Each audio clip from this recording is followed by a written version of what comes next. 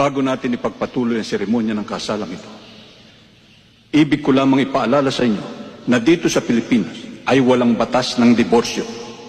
Dito, ang kasal ay tanikalang gagapo sa inyo habang buhay at tanging kamatayan lamang maaaring lumagot nun. Parang may laman ho ang sinasabi niyo. Pido laki mata.